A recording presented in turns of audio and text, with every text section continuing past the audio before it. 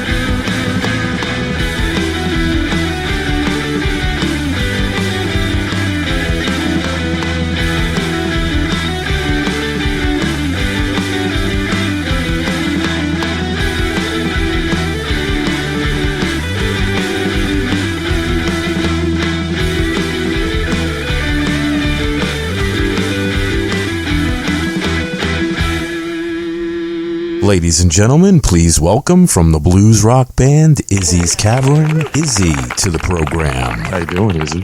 Hey, how's it going, man? Long time, man. Yeah, I know the last time we spoke was literally a few months after the pandemic started. We spoke in June of 2020. And since then, you've released a brand new album, Blow the Lid. Can you talk about that album a little bit? Yeah, for sure.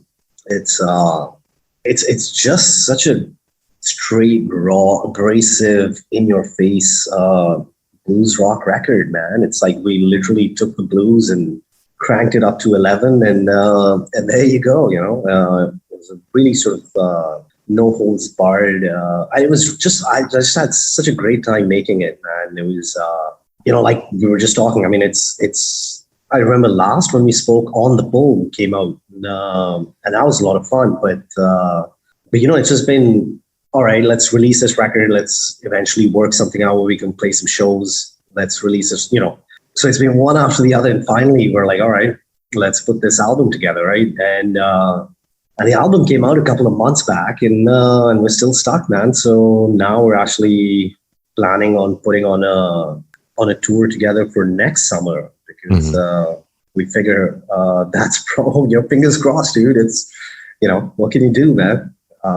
But hopefully next summer we'll probably do a 20-city run in the Midwest at least. So see how that goes, and then take it from there. But, Wow. but it was just such a fun record, man. It was I think I really sort of pushed the boundaries in terms of songwriting as well. Mm-hmm. I mean, whether it was Blow the Lid itself, or whether it was Curse of Anastasia, which is 18 minutes long, whether it was writing Return to Midway for Zack Snyder's Justice League, or it was just so much fun doing this, right? I mean, I'm really proud of this record. And again, it's not one of those things where I'll look back on it like, oh yeah, that was right. No, I genuinely, I mean, when I spoke to you yesterday, I actually went back and sort of listened to the record again, and I was like, all right, this is pretty cool, man. Yeah. Yeah, I think it's your best one so far. I really do. And I'm not just blowing smoke up your ass. I really do. I think it's great. And I think it's cool that the title track was #1 on the UK iTunes, and also a nomination for Album of the Year. That must be a huge honor, huh? Yeah, and it's still pretty surreal. It sort of doesn't hit you, when you read these things, and of course, a lot of credit goes to Michael, right? That guy was just awesome in promoting this stuff. But it's still pretty surreal, man. It's just like, wow, dude, that's my record up there, right? And and that's it's even more fascinating when I guess it's like being a movie director, where you already know the story, and so you don't have that sort of that the same thrill that the audience does when they go in and they have no idea what to expect, and it's that sort of suspension of reality for a while. But I always felt bad for the director, because they don't get that same sort of sensation that we, the audience, do, right? And I guess it's just one of those things where I know where these songs came from, right? And what state I was in, how sober, how drunk I was when I wrote the stuff or recorded it, and where the ideas came from, and when you sort of put it out there and you hear the final release, I guess it's probably more amazing for the audience to hear it than myself. So when you said it's pretty cool, it's my best one, I was like, all right, that's pretty cool, man. Yeah, I'll take it. I sincerely mean that. I've listened to all of them, especially in the last couple of weeks, because I knew I was going to ask you to come back on the show. And I love all of them, but to me, I don't know, there's something special about this one, I think. And I think you feel that way too. I could see the confidence in your face right now. Yeah, absolutely, man. It was, I think On the Bull was I remember back when we spoke as well, I always said that was my identity record, right? That was what I sort of realized, okay, this is what the band has to sound like. And I think, when I still remember when it hit the Relix Jam Band charts, And we were, I think, 25th or something on the charts, and Bob Dylan was 21. Cool. And when I saw my name in the same chart list as Bob Dylan and Allman Brothers and Robert Cray, and I mean, it was just a list of who's who on the chart at that point. And I think that was. It's not that I'm doing it for this, but I think that's when a certain sense of reality kicked in. That look, we're sort of the band that can maybe pull it off. And so when I went back to record this one, I think there was this real drive to push the limit, right? I mean, to literally floor the pedal and see how raw and abrasive I could make this. And I just love that sort of sense of freedom that I had. I mean, if you take each song, each song is about at least 5.5, 6 minutes long. And, whether it's, we threw in these really crazy jams in the middle, and, every song to me was like a roller coaster, right? It's just like, all right, well, tempo changes and guitar solos and, mellowing it down a little bit, then speeding it. I mean, it was just, I sort of really, really, pushed myself. And I'm being honest with you, it wasn't deliberate or anything. It just, there was just this sense of, I think creative freedom where I knew at that point after On the Bull that I was like, okay, I think we can really do something very edgy at this point and get away with it. So I guess it worked out, man. Yeah, it worked out great. This podcast is going to feature two tracks from this release, T-Bone Crash and Below the Lid. What's the story behind those two songs? Oh, Below the Lid is just an honest reflection of society, man. I mean, I think actually both of them are, maybe in a sort of subconscious level. I think maybe when you ask which two songs, I was like, all right, let's go with these two. And I mean, it's very unfiltered, unapologetic, just a sort of opinion piece, or a musician's view of what's happening in the world around us, man. It's just it's bordering insanity at this point, and I think we just were maybe in a deep sort of introspective level. I think I just wanted to capture that sort of insanity that we're both teetering on right now, and so it's a very honest take. Whether it's religion or whether it's politics or whether it's education. I mean, everything's going to hell in a handbasket. So hey, might as well put it into a song and see what comes out of it, man. So that was Blow the Lid. T-Bone Crash again. It's just again, I always get inspired by news, and when I'm reading news or watching news or something, whether it's evictions taking place or people losing their jobs, and pandemic really sort of I mean, it's affected us, it's affected me, right? I can't go and do any shows, I can't take these songs on the road, right? It's been a real bummer, right? I mean, we're sitting on all this catalog of music, and we can't even go and play any shows, right? I mean, it's so T-Bone Crash is pretty much again just an honest piece, and what I think, or what I feel, or it's being empathic towards people out there as well, and just maybe it's like a historical timepiece, right? Where like a time capsule sort of thing. Oh, remember when we wrote this record? This is what we were going through, and I think that's just what it is. Yeah, that's a great song. The one song though that caught my attention was "Curse of Anastasia," which you describe as Iron Maiden meets Hans Zimmer. Were you going for the Rime of the Ancient Mariner concept with this tune? Yeah, I think that's just me flattering myself a little too much.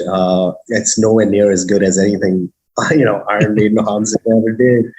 But we had the song back in 2006 as well, and obviously back then I didn't have the tools or the facilities to record the song the way I wanted it, the way I heard it in my head. And fortunately now I had some of the tools to do it. And honestly, it wasn't supposed to be 18. I never went with mind frame that, okay, well, I want an 18-minute song, man. No, it just, when I started putting it together, it just, because to me, I think that the story had to be told. I really lost sort of those parameters or those boundaries that people set that, oh, this is never going to play on radio or whatever.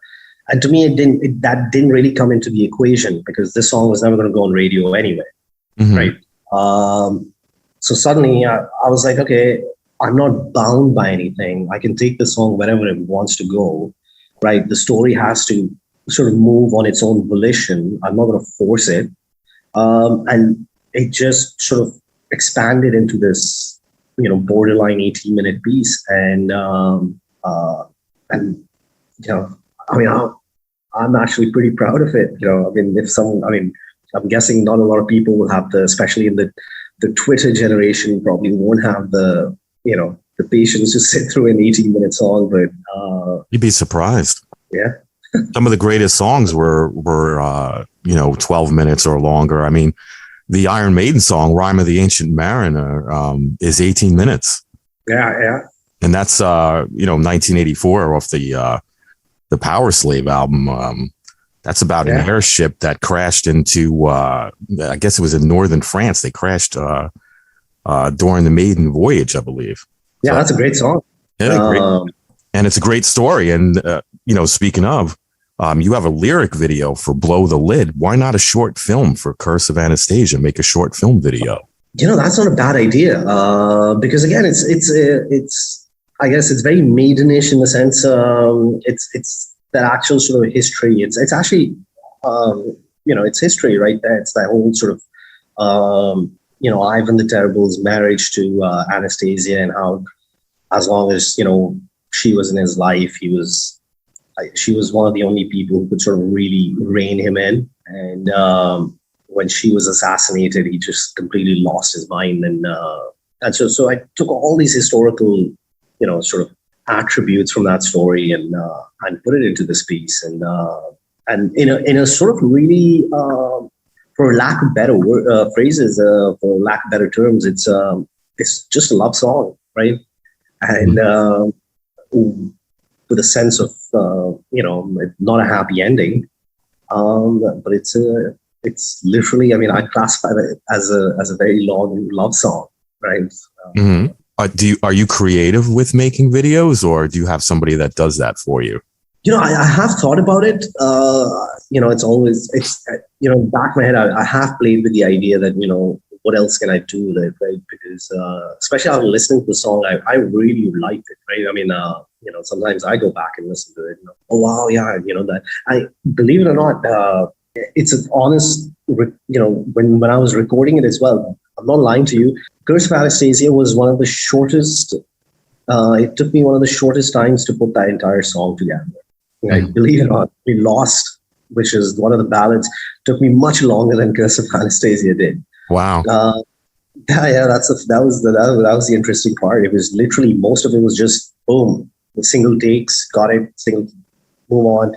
It was like, it went by so fast, and that was one of the most awesome experiences where, some days are just magic in the studio, right? And this one came together so fast. It was, even I was just like, wow, this is just, absolutely amazing how quickly this came together. And yeah, I mean, maybe, at some point wouldn't mind putting together a visualized version of it. That'd be awesome. Yeah, I think that'd be pretty cool. What are your plans for the rest of the year? Oh, I'm already working on a new record, man. December 25th, dude. Another one's coming out. Really? Full length? Yeah, full length. And this one is so special to me, It's sort of like a dream project for me. So yeah, December 25th, mark the day to, because I'm not going to sit idle, dude. I'm on a roll. I love what I do. And now, with Blow the Lid behind me, this new project that I'm working on, it's sort of like a reimagined tribute to somebody really, really inspirational for me. I don't want to give it away right now, but soon enough, I'll drop the teaser, and I'm so excited about it. So, I was like, since I'm stuck at home, we can't take the circus on the road anytime soon. I figured, let's do something, and let's do something really different. Different, not in the sense, not that we'll shift the general sort of thematic music that we have, but different in the sense, stuff that people have already heard but reimagined through Izzie's Caravan. That's pretty cool. Yeah. Yeah, I can't wait. I can't wait to hear that. That's going to be pretty cool. Do you have a website you'd like to promote? Yeah, absolutely. www.izziescaravan.com. Again, that's IZZIES Caravan. And it's a really cool website. It's like a scrapbook of everything that this band sort of experiences. Everything from magazine articles, reviews to podcasts, everything goes up there. So pretty action-packed website. And can we get all your music there and your latest news on Izzie's Caravan? Absolutely, yeah. It's all up there. That's awesome. Is there anything that you'd like to mention that we didn't talk about today? Well, I just want to give a shout out to people who like the music, like yourself. We really appreciate it. We sort of see ourselves as the little band that could, and we're just plugging away.